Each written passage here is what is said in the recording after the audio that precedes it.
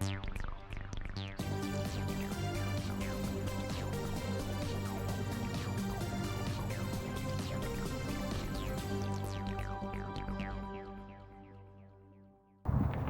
everybody and welcome on today's video. Last year I did a video on these field maples because I wanted to make a forest with them and I had to prepare the trees. Anyway, there's quite a lot of trimming to do on these trees now because, well, the buds are starting to swell, so it's a good time to do that. So this whole operation could become quite messy. I'm glad that I'm outside doing this. It's still quite chilly here in Belgium. That's mostly because of the winds.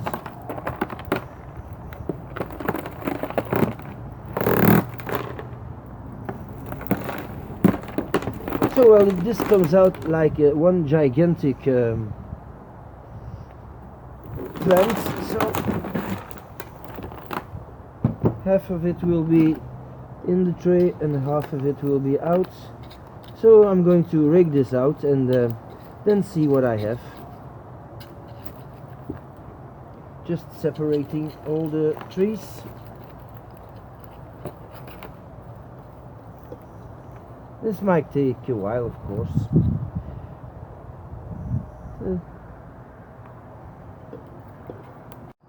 All the trees are now separated, and as you can see, I used the ring method to air layer them, and at some point it worked very well. For example, this tree has nice roots on one side, but here nothing happened, so I'm not pleased with this. Maybe I think that the ring method is a good method if you use a bigger piece of wire. I think this is just a little too thin. So this is not really what I wanted.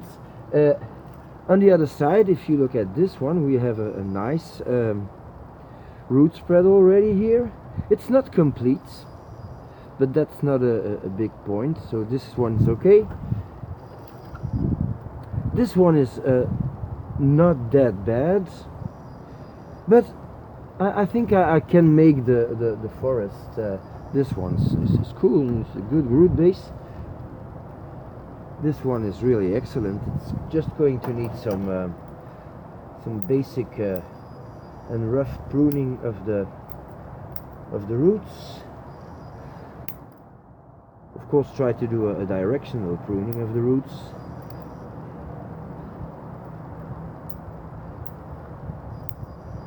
So this is a really nice little tree to put in a forest, nice root spreads, and yeah, that's what we want, but I don't have it everywhere. This one is one of the major trees. Did not work quite as good as I hoped, but it has more than enough roots to survive, so I can cut off the big root here, which is something I'm going to do. If you see where it comes from, it's important to see what you have if you collect these trees. You can do nothing with that. Imagine this was a gigantic taproot. So the air layering thing is a good thing to do.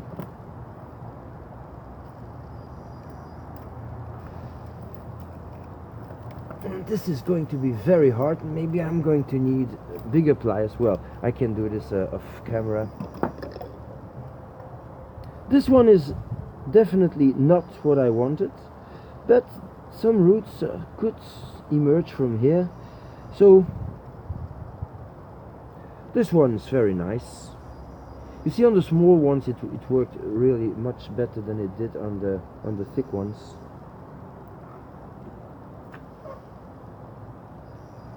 This is okay, I can work with that. This is not good at all. This is the major tree of the, well, that I had in mind for the composition. It's not bad, but it's not good. But anyway, I think I can do something with what I have. So let's get some decent material and do some cutting and all what needs to be done. So these are the big cutters I was talking about.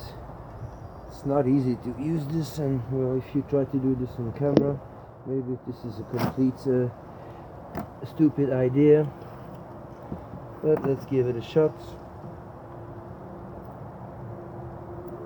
I'm going to try to save some of these roots and not cut these ones off.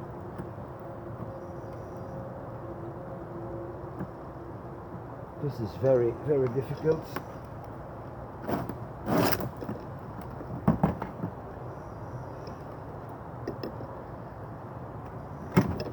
Okay.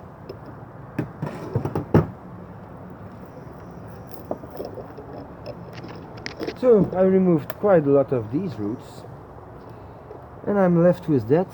So I'm going to try to wound this a little, put these pieces of wounded trunk in moss, and then make the composition, and of course, well, this will work. I'm quite familiar with field maples. They air layer easily, and the ring method with the wire is a good method. I'm sure it is, but I should have used a thicker wire. On the other side, another thing that is nice, I grafted a branch here last year, so I'm going to just cut the raffia loose.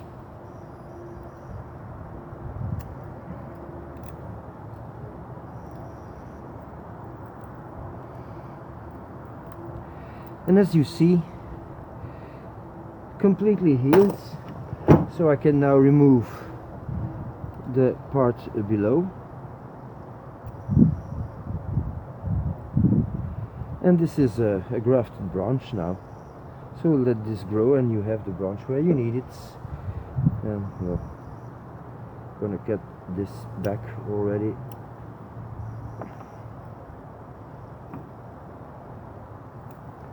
So for the little trees, this one's quite okay. So I'll cut it back below the just above the wire. Probably new roots will emerge from these spots.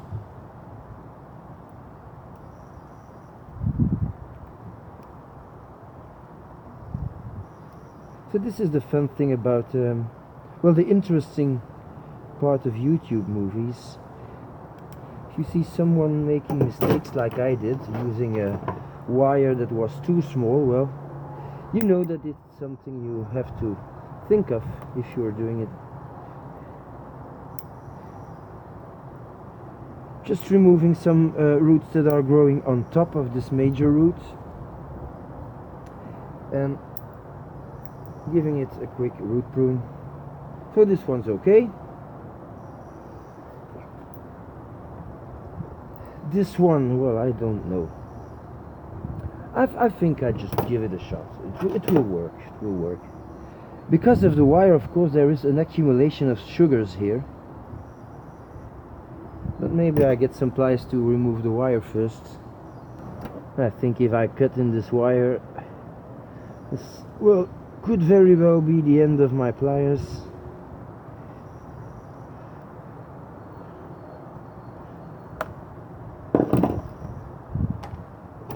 So I'm going to cut where the wire was. Not a lot of roots left, but this will work. Again, this is field maple, this will work.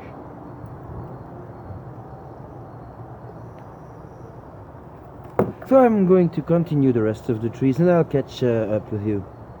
So for the trees that don't have a good root flare like this one, you see I have already quite nice roots here, but I'm lacking some here, so that's why I made some cuts, because roots will emerge probably from there.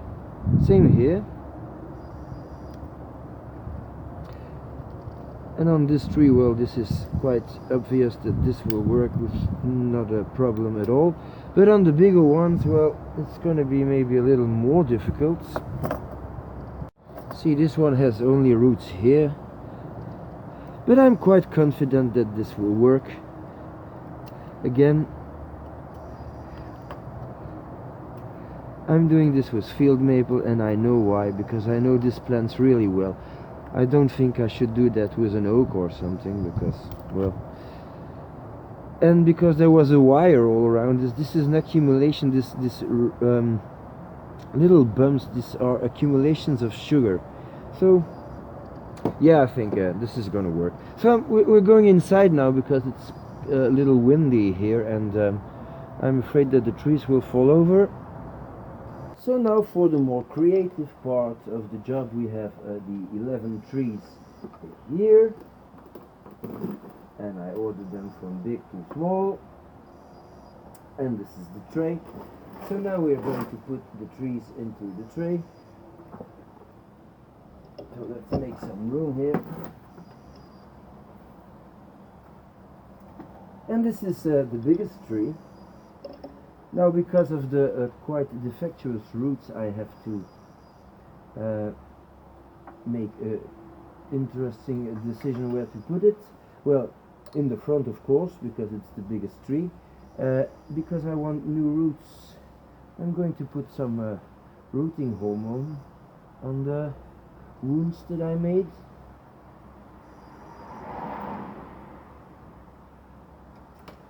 And then there's two things that I should take in consideration. First of all, the trunk line and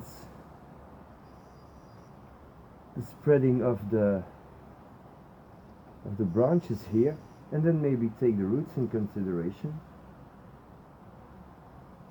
So this tree might have a fair chance to sit here.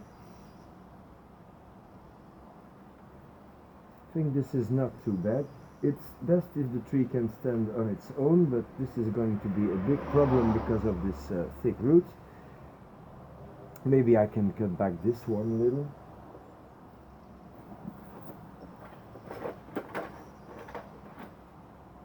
So I'm going to do that.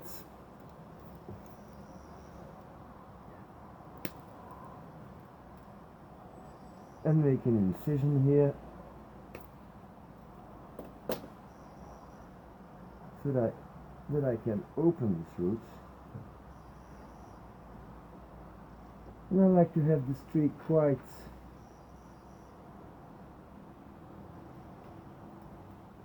straight. So let me think. Something like that could be nice. So I'm going to add a little soil. Try to make this tree sit nicely.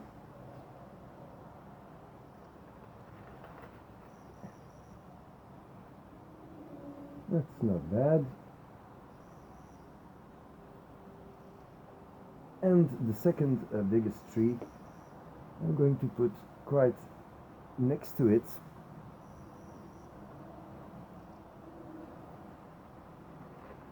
Now this looks like it's the biggest, but it is not. It's a little thinner, and well, the problem is never that I cannot cut back a piece.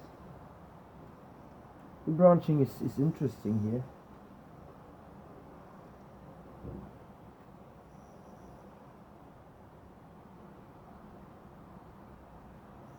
I think something like that. It's not bad at all.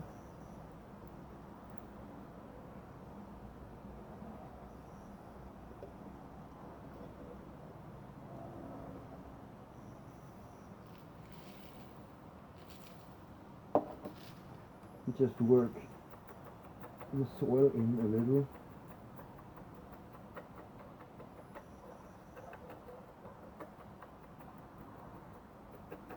Now there is technically a big difference between a group planting and a forest planting, because there are some rules you must take in consideration if you want to do it the nice traditional old Japanese way.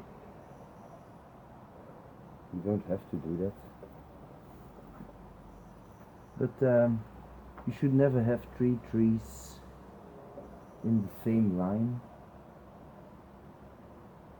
But these rules only apply when you have less than, I think, 7 trees or something. I'm not sure, you should look it up. But like I said, since I am not Japanese, I don't really care. I'm going to put this one here. It has a nice front.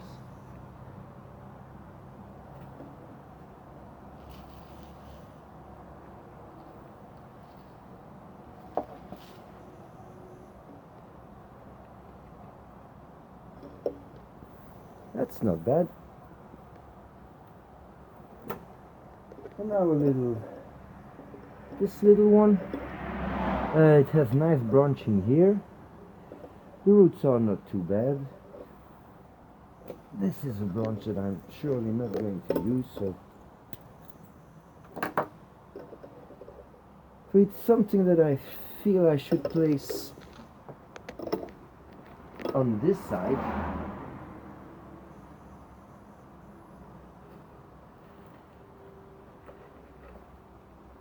So maybe here.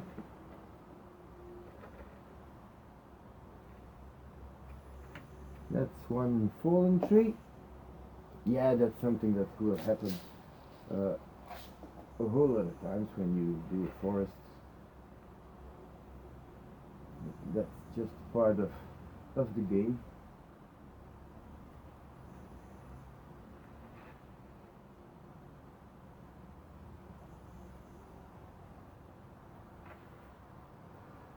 Another example of the I need a few more hands story.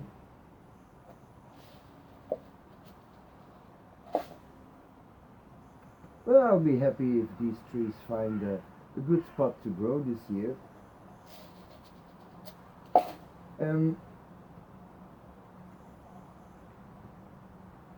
Normally when you repot a forest, you act like it is one tree and you don't get the trees separated again. But you can do it if you want, because you can do anything if you want. And maybe the first or the second year it is a good idea to do that. I'm looking at this one. I think that the top here is not good. I think I prefer this as a front, because it's hiding more of the ugly scar there. Because only fools don't change their minds.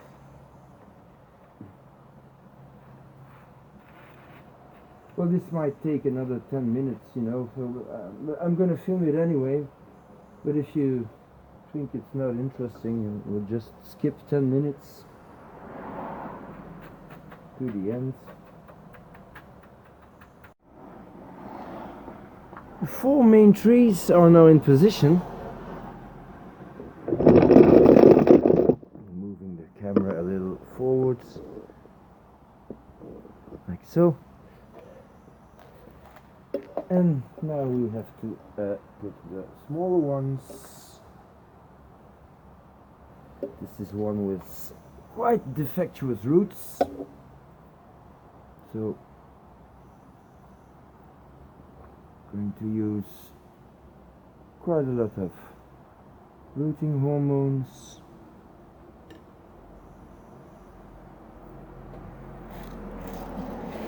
And then give the little one a nice spot to grow. It's definitely one that should go in the back.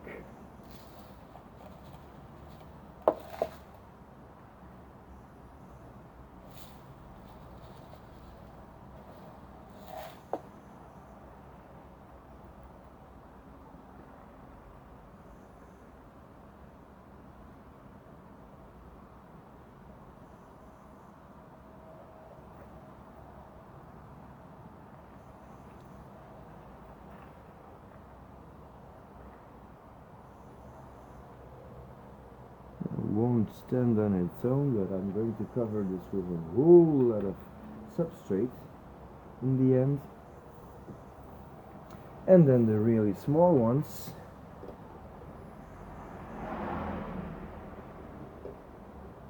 This one I feel would do nice. Maybe here. No, maybe more in the back. And this one is standing on its own almost. Oh boy.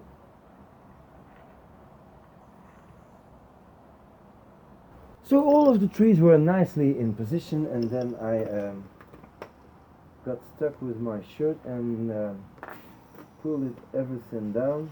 So I had to start over again. And well, this is not on video because you don't want to know what I said then.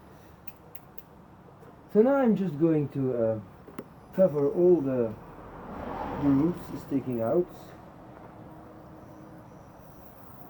with some nice draining substrate.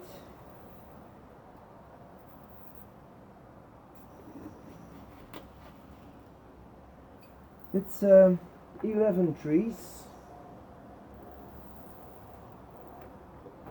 and it's quite a task to fit this in this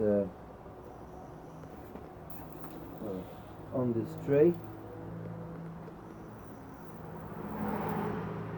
And once that everything is covered up with the substrate, I'm going to work it in a little.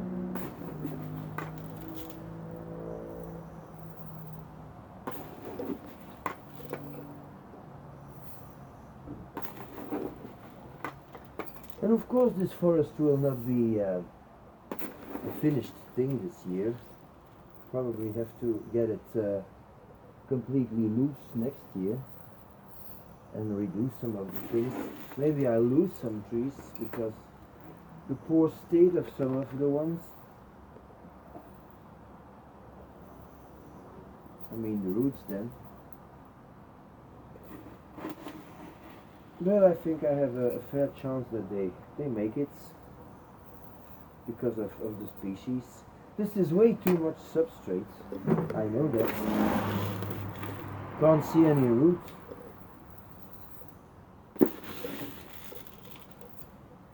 But in this stage, this is not a real problem.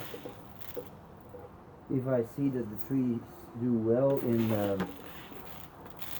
in late spring, I can brush some of the substrate.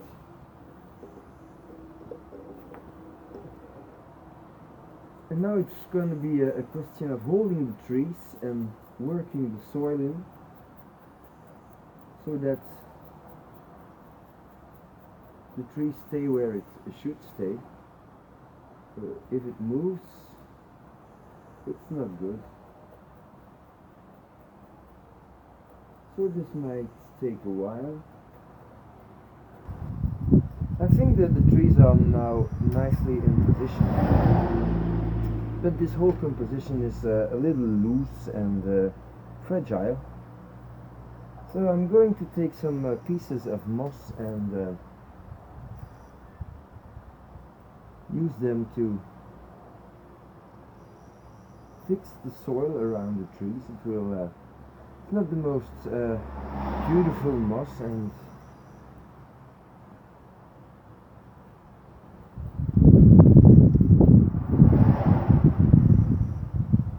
it will probably grow up the trees, but at this point the only thing that matters is that the trees grow well and that the roots of these trees grow nicely and grow in a quite flat pattern.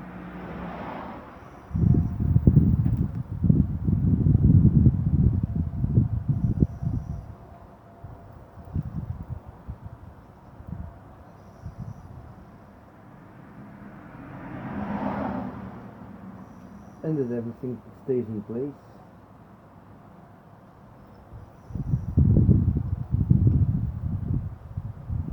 So as you see, it's already quite difficult to access all this.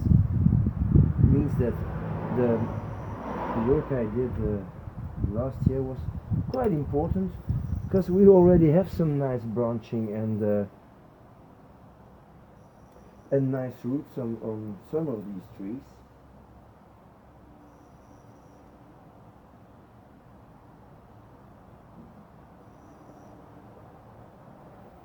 Need some more. So this is the finished work for today. I hope the trees do well. Of course, some of them are quite loose in the pot at this moment, and the only thing I can do is handle with care and wait that everything grows and fixes itself. So in the beginning of spring, when all the buds really start to open, maybe I can do some cutting back. And another thing I'm going to do is try to collect some more of these trees. They grow like weeds in the garden here, and just prepare them for next year, and maybe add some more or replace some that did not make it. So in the meantime, thank you for watching and see you next time.